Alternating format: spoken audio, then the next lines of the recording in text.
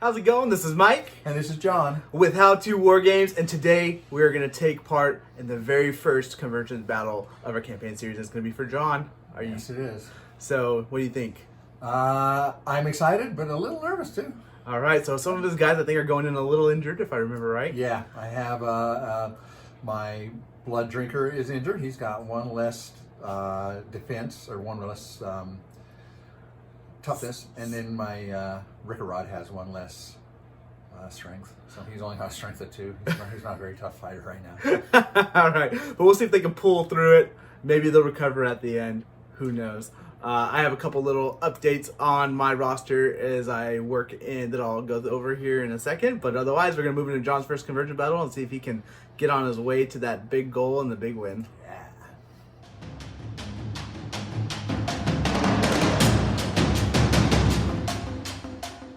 Okay, so I have just a couple little updates on what happened behind the scenes with my roster after I spent some glory points. So I initially had 18. After I got that artifact that gave me 10, I used 10 to buy 1 territory, and when I did a roll for it, I got nothing to note, so nothing special there. I also spent another 3 after that to get Vibrant here, Keeper of Storms. He's a Lord Celestant. Is an ally, so he's going to be in on my team. I'm not going to be bringing him in on this fight because I want to save him for my convergence battle that's coming up soon. I don't want him to accidentally die in this one because I'd much rather have him in the one that's more important for me. But yeah, so that's everything. And I have a total of 5 glory points after all those purchases. Okay, and here's my warband roster. And no one's changed, except I do have Blood Drinker here.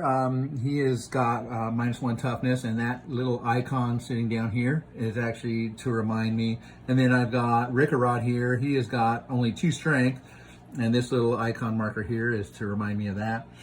And then on I had the Artifact of Power on the last one, was number 61, the Pendant of Bloodlusts, which I put on my leader. I think that was a lesser artifact, right? Lesser power, yeah, lesser artifact. Yeah. So this is my first convergence battle, War Unending. Bront has managed to evade Khorne's red rage for some time, but now the jaws are beginning to close. As you dog his steps, you come across one of the disparate warrior bands soaring to rooting him through the wreckage of an enemy camp. They revel in the aftermath of their victory, concerning themselves with the physical spoils rather than seeking fresh battles. This blasphemy cannot stand. Give them no time to prepare themselves before you destroy them utterly.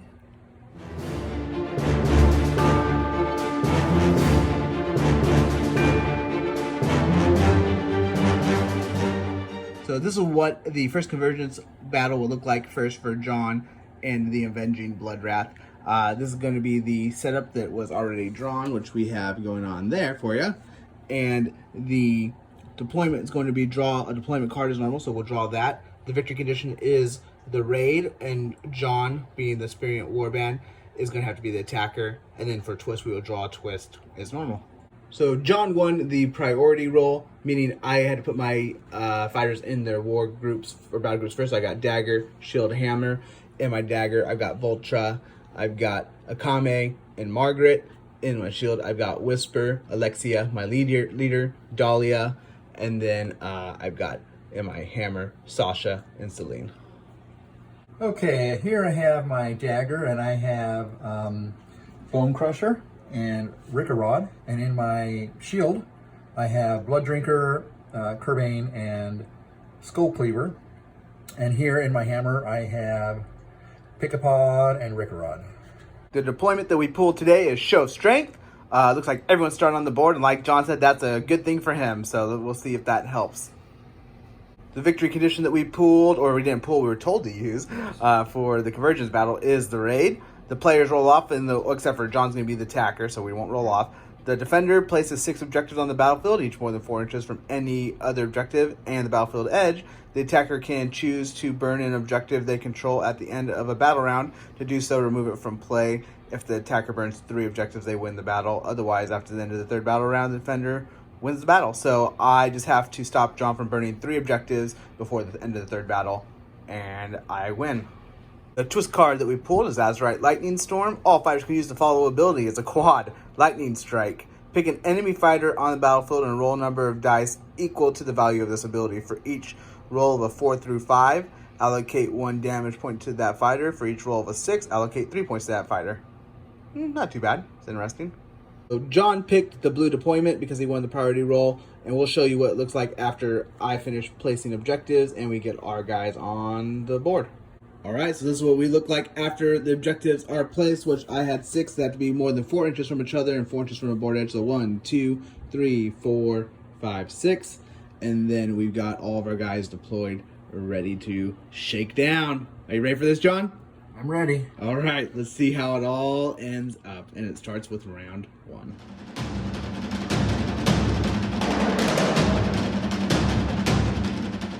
Here we are at the top of the first round. It's a 3-round game. John's gonna roll first for initiative. Go ahead. All right. I got a double and 4 initiative. So you're gonna be going first, most likely. Most likely. Okay, so I'm gonna roll for my initiative and see what I get. Ended with 1 initiative, a double and a triple. I'm going to use my bonus dice and make an additional double. So that will leave me with 3 initiative. Take my bonus dice and I'm gonna save it for next round. I'm using a double for rush, and then I am moving Bone Crusher 9 up to there.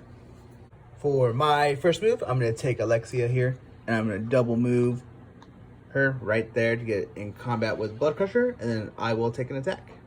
Now I'm gonna take Alexia and I'm gonna use a triple Slaughterer's Strength, which is my 5s, and I'll add 5 to her strength, which will make her strength 9, and she gets 6 attacks. So she has 6 attacks at strength 9 to a toughness of 4 on Bone Crusher, and I'll need 3 or higher.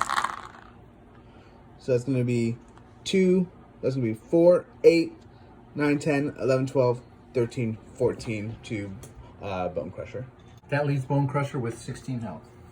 All right, so for my next move, I'm going to activate Kerbane, and I'm going to move him 1 movement, 8. He ends up right there.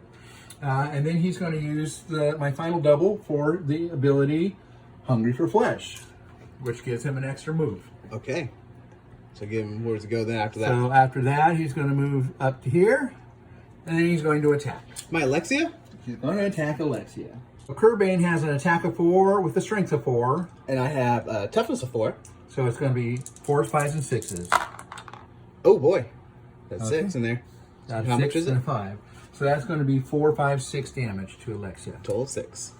That will put Alexia down to 24 health after that attack. Next, I'm going to go with Margaret, and she's going to do a single move right here to get within 2 inches to use her whip at Kerbane. So Margaret gets 4 attacks, and she's going at a range of 2. She has a strength of 3. To a toughness of 4. Okay, so 5s and 6s. So that's going to be 1 that goes through for 1 damage. That brings Kerbane down to 19. Okay, now I'm going to activate my leader, Skullcleaver, and move him double activation 12, and he'll end up right there. And that's within range of the objective. Next, I'm going to go with Vultra, and she's going to do the same thing as Margaret did. She'll go right here, and then she'll be within 2 range to attack on Kerbane. Vultra gets 4 attacks at strength of 3 To a toughness of 4. on Kerbane, and that will be 5s and 6s. So that'll be 1 crit for 4 damage. That brings Kerbane down to 15 health.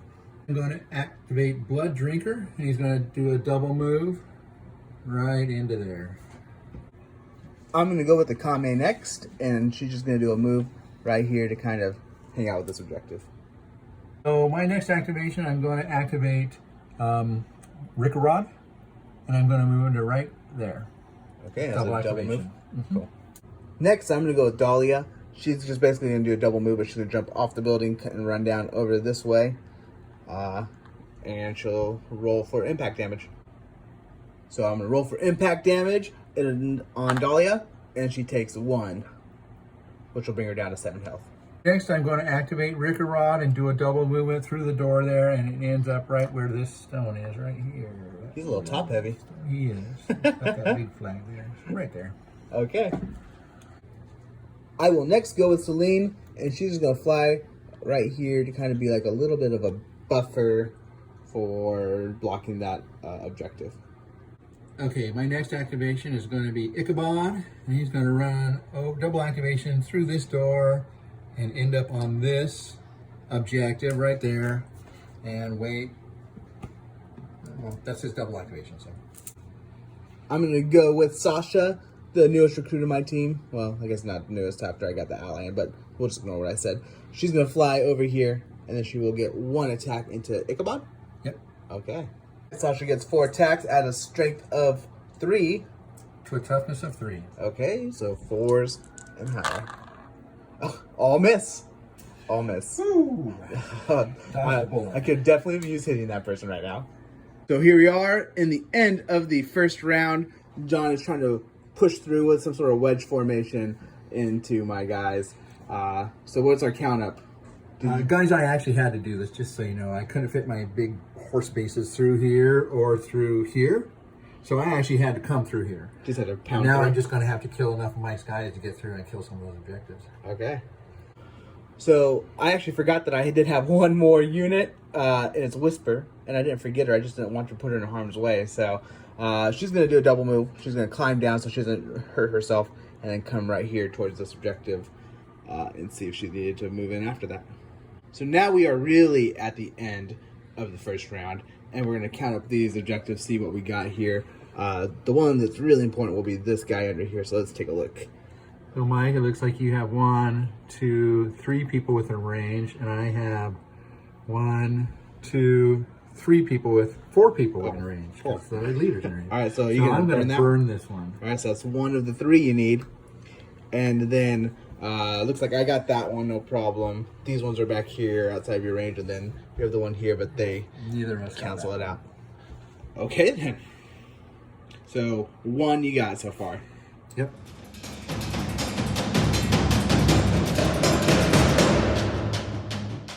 So here we are at the beginning of round 2. John's wedge formation as he pushes through my lines. We'll see if this plays out or not. So he's going to roll for initiative first. All right. That leaves me with a quad and 2 initiative. I'm going to roll for initiative myself now. I got 2 doubles and 2 initiative, meaning me and John will roll to see who sees this. I'm orange and John is purple. I got 1. John, you got 3? I got 3. Okay, so John wins initiative roll. I'm going to use my initiative to make it double because Mike has 2 bonus dice and 2 initiatives, so he can make 4 and I can't beat him. Okay, so I'm going to make a double and I'm going to make a triple. And since we still have 1, I still have initiative. And so I have 2 doubles and a triple. I'm going to start off by going with my leader right here, Alexia. I'm going to use my triple 6 to do Slaughterer's Strength, which will give me 6 to my strength, bringing her to a strength of 10 with 6 attacks. So 6 attacks, strength of 10 going into, I believe that is Bone Crusher. Yeah, that is. Okay, so what's his toughness? His toughness is 4. Okay, so it's going to be 3s or higher. I mean, I pretty much knew they would be 3 or higher, I guess, right? So 2, 4, 6, 8, 10, and then 1 more attack into him. And that's going to be 2. So total of 12. I think he's going to make it. That leaves him with 4 health. Oh, so Blood Crusher makes it. I'm very... That was... Bone Crusher. That was... Oh, that was kind of clutch for you. I definitely That expected to take him down, and now he's going to get 2 attacks back into me if he wants. Okay, I'm going to use Bone Crusher, and I'm going to attack Dahlia. 2 attacks, attacks of 4, and a tough... Okay, I'm going to use Bone Crusher and attack Dahlia for 4 attacks at a strength of 4 to... Toughness of 3. So 3, 4, 5, and 6.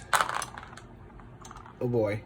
Okay, so there is 4, 5, 6. Okay, so that's going to bring 1 with her 1 left. Can you just get 1 more hit? 1 more attack. Oh yeah, that's going to do it. So, I mean, that's fun to watch though. That's really fun to watch. Wow. Amazing. Dice. What's it going to be? Oh, it's a miss. Okay, but it's enough to take her down. On my next activation here, I will go with Sasha and do 2 attacks into Ichabod. I'm going to use my double for onslaught to get 1 more extra attack. So that brings her to 5 attacks instead of 4 at a strength of 3 to a toughness of 3. And that's Ichabod, right? Ichabod, yeah. Okay, so it's going to be 4, 5, and 6. So that's going to be 4, 5 so far. So 5 so far. And, oh no, 6. So a total of 6. Ichabod is left with 4 health. Use my quad for Rampage. And I'm going to, that gives me a bonus move and a bonus attack. So for my bonus move, I'm going to move there. To get within 3 inches of the objective? Get within 3 inches of the objective, and then I'm going to have 3 attacks to throw into that person. Oh, Celine? Yeah. Okay, well, ouch. With Skullcleaver, I have 5 attacks and a strength of 4. And Celine has a toughness of 4. So 4s, 5s, and 6s. Okay. Oh boy. Oh man, I got crazy. One more dash, roll it on there. Alright. So I have 4, 5, 6, 7, 8, 9, 10, 11, 12. 12 damage, and she only has 10 health, so Celine definitely goes down. Okay, because I used the quad Rampage, I did a bonus move, and I've done 1 attack. I still have 2 activations? 2 activations. So what I'm going to do is move another movement over there, right between those 2, and attack this character. That's Whisper. That's Whisper. Sorry, Whisper. Mike doesn't want her to die, so I'm going to do my best to kill her. Okay. Skullcleaver is going to attack Whisper for 5 attacks with a strength of 4. And Whisper has a toughness of 3 normally, but with this thing, she has cover because he's attacking over a wall at her. So that brings her to 4. So 4s, 5s, and 6s. 4, 5, and 6s. Oh, wow. What we got over here? There's 1. 6 and 6. All right, so it's a total of 8. That is exactly the amount needed to take down Whisper. Take half a second here to point out the fact that if Whisper goes down and she stays down, that there will be no holding back from what I do to you On the next battle? in the next battle. I'm taking this a little bit personally. She was safe back there. She was safe. That's why she was there, so she was not supposed to be dead right now. But anyways, moving on. Kind of. Next, I'm going to go with Margaret. She just basically come up over here, jump, or climb that, jump over here, and run over here. It's going to be a double move. And she'll be within 2 inches to attack Skullcleaver next turn. But it's basically just to try to block him from getting that objective. Yeah, I'm in a real big pickle right now. Okay, so I'm going to activate Rickarod, and I'm going to double move him. I thought that was Pick-a-Pod. Sorry, that is Pick-a-Pod. I'm sorry, buddy. And he's gonna. Do you see he has a purple tongue? Isn't that great? See, zoom in on that nice tongue. There he is. Yeah. And then he's gonna end up right here to help gain control of that objective. Next, I'm going to take Kame, and she's just going to do a double move. She'll climb up that, jump over, and come over here to block Skullcleaver from being able to get that objective. And just working with what I got, I guess. I'm going to use my double for Hungry for Flesh, and that allows me to move closer to my closest, the person I'm closest to, which is that one, but it also allows me to move and get within an inch of them, so I can do a double attack into Voltra. Okay, and that was Curbane? Yeah, that was Curbane, sorry. So I have 4 attacks with a strength of 4. And I have a toughness of 3. This is Curbane into Voltra. Okay, so it's going to be 3 or higher? 3 or higher, and there's a 3. That is 1 point. Oh. Well, that's 2 points, rather. Okay. And the second attack. Oh, wow. That's like what Alexia was doing earlier today. Yeah. Okay, so it looks like Voltra makes it. Voltra makes it. She's just really nimble. She's like This a is dancer. 2 health, but yeah. That leaves Voltra with 6 health after that. On my next activation, I'm going to go with Voltra, because she's all I have left anyways. I am going to use my last double for Bathe in Blood, which adds 1 attack and 1 strength to her as long as there's an enemy within 3 inches that's taking damage. So that would be Curbane right there. So Voltra will get 5 attacks at a strength of 4. To a toughness of 4. Okay, so 4s and higher. Oh, okay. So 1 hit for 4 so far. And then 1 more go. And then that'll be another hit for 4. And then 5. That was a total of 9 damage. And that leaves Curbane With 6 health. 6 health. Okay. So I'm going to activate Rickarod and jump him over the fence and right down here behind, Voltra. yeah, Voltra, sorry, and do 1 attack into Voltra. I'm also going to take damage from the spiky fence. The little deadly terrain there. So you want to roll your dice on that one? For damage, I got A 5, so it's 1 damage to him. 1 damage to him. So Rickarod has 9 health left after jumping over the fist, and he's got 1 attack into Voltra. I'd say tripping over the fence. Tripping over the fence. It's an attack of 4 with a strength of 3, too. Toughness of 3. So 4, 5s, and 6s. And I got 2 5s, which is 2 more points. That will bring Voltra down to 4 health. I'm going to double activate Blood Drinker here and swing around and march down here, double activation to get control of that objective. Oh, this is looking very bad. So my last activation is going to be Ichabod with his 4 remaining health into Sasha. He has 4 attacks at a strength of 3. To a toughness of 4. So 5s and 6s. Oh, so that's 1 for so far? 1 so far. And 2. So a total of 2 damage. That now leaves Sasha with 8 health after that. So this is the end of the second round, and we'll start right here. That's a draw. This one's a draw. This one, even though he's at both of these, it is a draw because Mike has 1 each. Okay. At that one. But Mike has no one at this one, so I'm going to burn that one. So that one will burn. For Blood Drinker, burning that one. Blood Drinker burning that one. And then Mike has 1 and 2 within range of this within guy. range of this objective, but I have 1, 2, and 3 within range objective of that one. So you're just going to leave it? Control of it, and I'm going to burn it. Oh, you're going to burn it. Well, let me check one thing. The attacker can choose to burn an objective they control at the end of a battle round. So I control it, so I'm going to burn it. Yeah, Oh, I thought I could only do 1 per battle, so I Oh, wanted to make sure. That'd be messed up. No, okay. Wow. So that is 3 objectives, and that meets my victory criteria. So I have won my first convergence battle. Oh, congratulations, John. Thank you. So I'm almost wondering is if I should have spread those out more, because when you came in a hammer like that, my people are not really made for stopping it. They're not made for that, but I'll be honest with you. I think if you had spread them out more, I would have had to spread out more, but I think I still had the odds at killing you.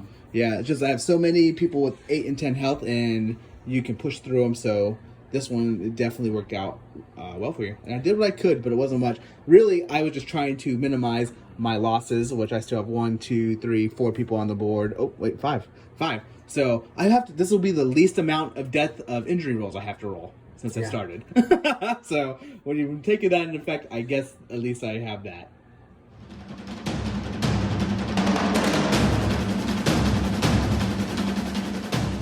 So we're going to start off by tallying up our glory points. We'll start with John. So what did you get? I got 3 for taking part, 2 for winning, 1 for at least 1/3 of the opponent's army taken down, and that is all. So I got 3, 4, 5, 6. So a total of 6, and that's because you took down my 3 ladies there. So that brings you to a total of 15, I think. 15 glory points. Okay. As for me, the only thing I get glory points for in this one is taking part in a campaign battle. So that gives me 3 more, putting me at a total of 8 glory points currently. All right, so I'm rolling to see if their injuries come off. Rickarod has a fractured arm, so I'm going to roll for him first. If I get above a 4, it's gone. If it's under a 3 or under, it's going to stay. So 4? it's off. All right. So he's healed. All right, next I have Blood Drinker, and he has a cracked rib. Same thing. If it's 4, 5, or 6, it's off of him. If it's 1, 2, 3, it stays on him. It stays on him. It persists. It persists. Even though he hit it in the back the whole time, he didn't let it even be part of it. Yeah, he didn't even get hit this time. I think he's just babying through it. So we're going to roll for injuries now for the fires we're taking down. I have 3. Turns out I did not take down any of John, so he's not going to have to roll for this. But I will have my orange dice be 10s, my green dice be 1s. And we're going to start with Whisper. Because, all right, Whisper. Every time, it's like a roller coaster. So 63. 63 is full recovery. Oh, full recovery. See, she goes down, but she stands. She gets back up and keeps fighting. I'm going to go with Dahlia next.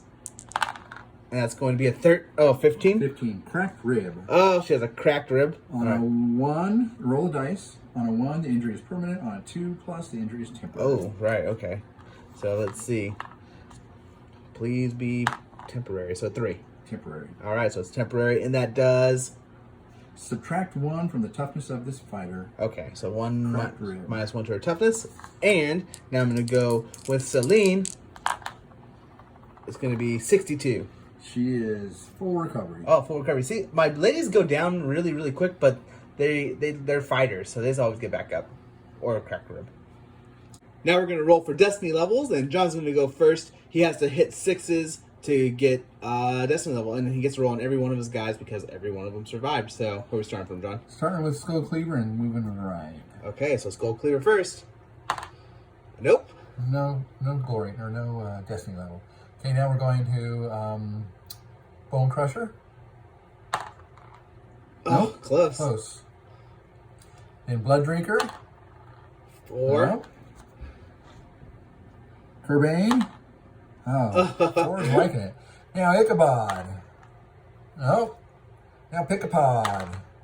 Nope. And lastly, Come on, Rickarod. No, definitely no. Oh, that's too bad. That's very sad. What you gonna do, right? Yeah, what can you do? The dice do not favor me. I'm gonna roll off for my Destiny levels.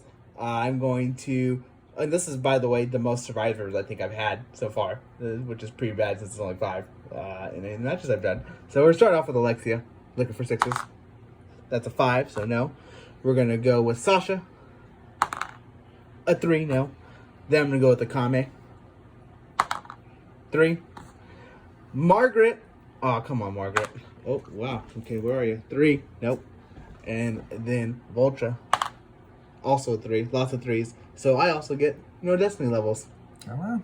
Now we're going to roll off for lesser artifacts. John is going to go first. 10s, 1s, and 10s. All right, so 10's orange. 10's orange. Okay. 1s are purple. So 26. you said, wait, orange? 1s, 10s. But so that's 62 then, right? Oh. Well, okay. We'll figure it out. So 62. Plus, I think you'll want 62 more. Usually the higher ones are better. All right, so 62 is going to be Raven Feather Necklace. So it's a perishable. It adds 1 to the damage points allocated by critical hits from attack actions made by that bearer. They have a range characteristic of 3 or less. So you can add 1 to the damage until it perishes. So I'm going to roll to see if my perishable pendant of bloodlusts goes away. On a roll of 4 or better, it stays. On a roll of 3 or less, it goes away.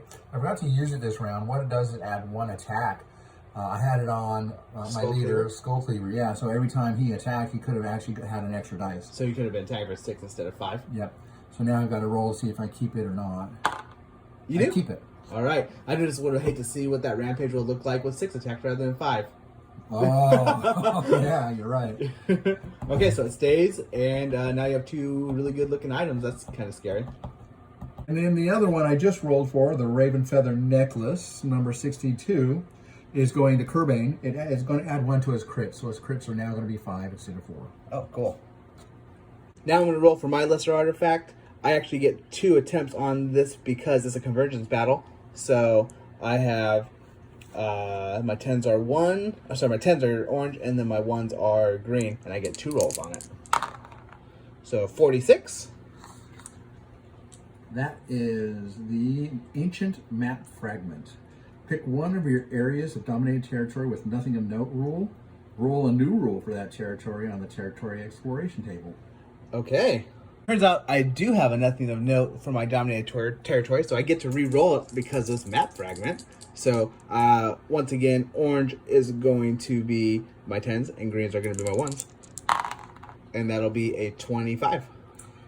That is going to be nothing of note, but according to this ancient map fragment, any rolls of 11 to 36 result as old ruins. So it's going to be old ruins.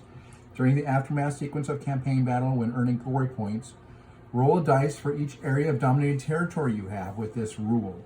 For each 4+, you earn 1 additional glory point. Oh, okay. So Old Ruin it is, and I can get some extra glory points for it. Roll my second lesser artifact because I get to roll for 2 of them because I participated in a campaign, in a convergence battle that wasn't my own. All right.